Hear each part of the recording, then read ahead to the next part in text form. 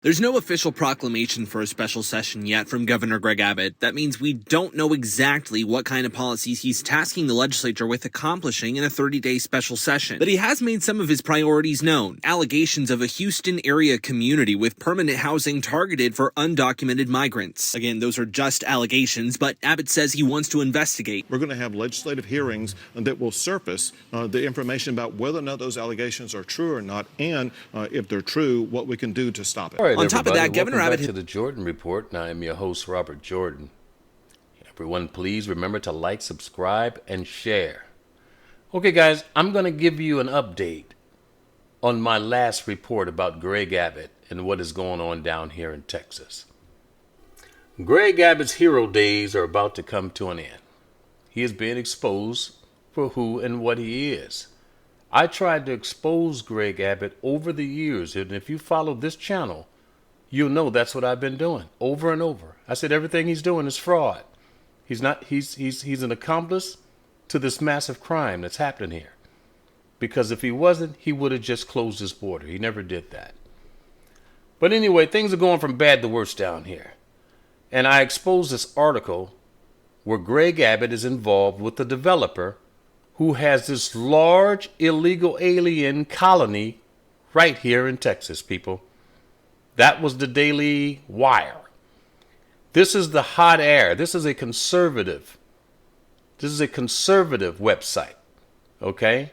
And they're disappointed in Greg, which a lot of Republicans should be. But anyway, this is their take on it, and I'm going to show you what else is going on down here in Texas.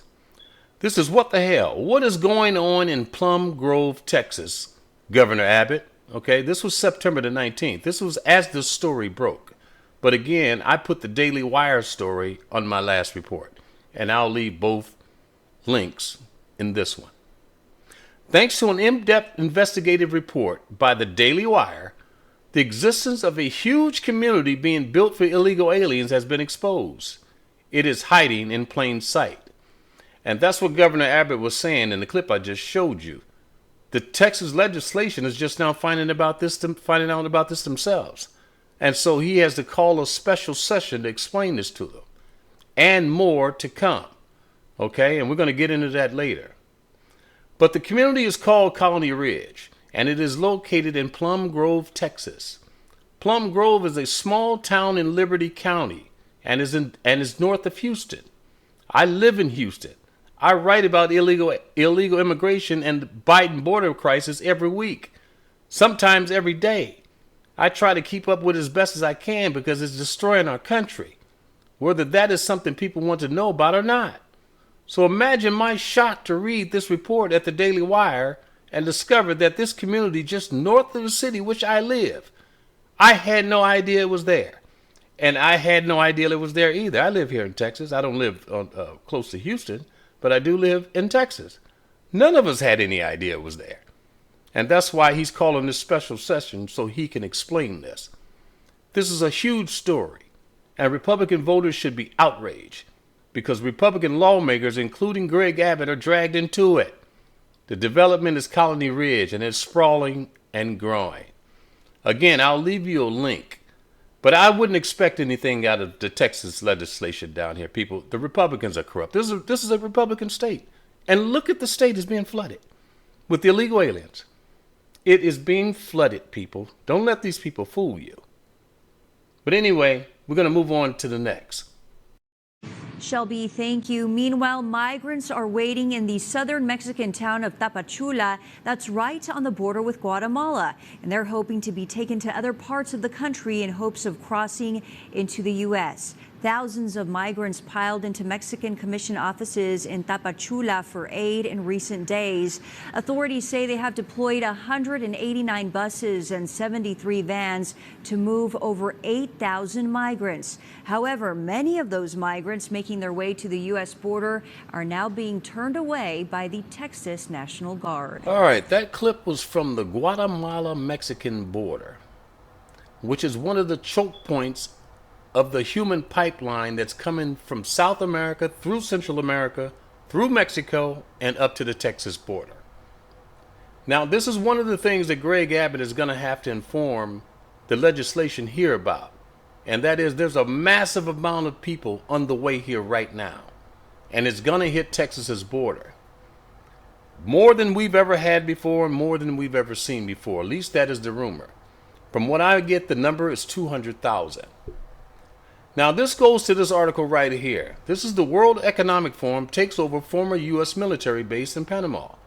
Now, there's already journalists on the ground there, and I've seen the footage of the buses leaving this base. It's an abandoned U.S. base in Panama, but it's a migrant housing place. This is where they house the migrants before they shipped them through Mexico. Okay, and it is massive, and they're expanding it. They're expanding the roads in front of it. But this story is about the WEF taking over former U.S. military bases in Panama. Now, this has something to do with where we're going into this report. The revelation that the WEF is seizing parts of Panama comes as a number of South American migrants arriving in Panama on their way to the United States is expected to exceed 400,000 by October. Okay? This is what Greg Abbott is getting ready to tell his legislation, that we're getting ready to get hit by a tidal wave of people. The World Economic Forum has taken over former U.S. military bases in Panama. The presenter has recently visited the former military site of Fort Clayton near the Panama Canal Zone, which was once an important base for the United States. She found out that the WEF had moved to the area. She took a photo of the WEF flag flying side by side with the Panamanian flag. The U.S. government has abandoned Panama, the American crown jewel in Latin America. United States military installations are either completely dilapidated or worse, occupied by globalist psychopaths. We, the Americans, built the canal, and we, our government, should say give it away. I should say give it away. Panamanians love the Americans. They ask, where are the Americans? So remember the old Southcom base known as Fort Clayton? Now flies the flag of the WEF. Listen, the days are over, people, when Greg Abbott was able to manage these populations. Greg Abbott stated in an interview that I put on my last report with Glenn Beck that the only reason he was sending the buses north to Chicago and New York was to relieve the pressure on his southern cities. Those days are over because he won't be able to move those buses fast enough. So those southern cities will soon be overran. That's what Greg is getting ready to tell his legislation.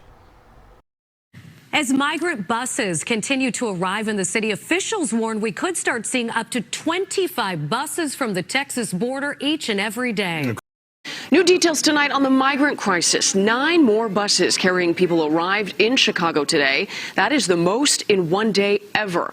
There are already over 2,000 migrants here that are unhoused, not including new arrivals. Right now, the city is considering hiring local nonprofits and grassroots groups to operate new shelters. We are now also getting a glimpse of the possible tent-based camps the city might set up as a housing alternative. You're looking now at photos of what those structures would look like. Locations video coming to our newsroom, a sneak peek of the former Moorhead Middle School in West El Paso, now turned into the city's emergency shelter called Community Readiness Center. The city purchased the property from El Paso ISD and will now use it to temporarily house migrants as well as an additional animal shelter. El Paso continues to see an influx of migrants to the city, and this property will help get asylum seekers off the streets. We have been welcoming. We have been gracious. We have been supportive. But we have to point out the fact and make sure that people coming across the border who think there are plentiful hotel rooms and services in New York City, we hit our capacity. So we're asking other areas to embrace these individuals, but we're not going to compromise who we are as a state with the Statue of Liberty in our harbor. So that's what I want to be clear about. That's important. We'll retain that, but we just need a slowing right now to help us manage the people who've already come and let people know it's not the way it was a year ago. We're at capacity. All right, let me close this report out by saying I take no pride in being correct about what I was saying about Greg Abbott. I had been reporting on Greg Abbott for years.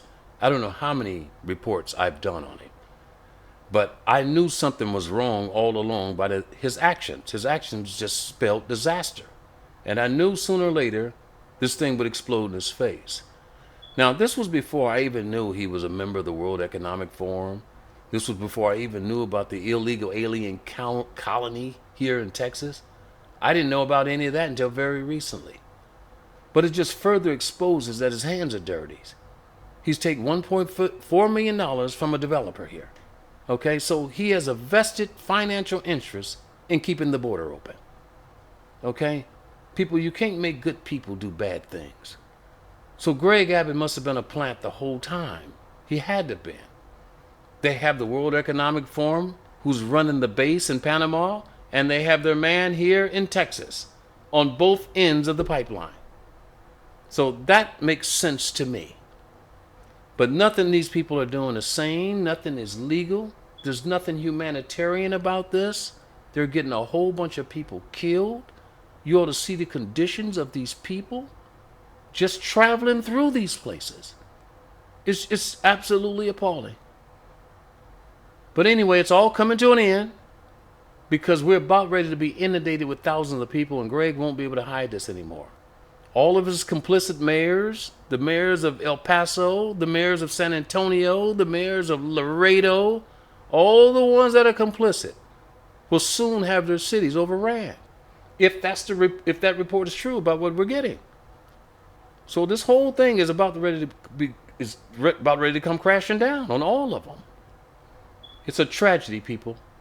It's a tragedy on all sides.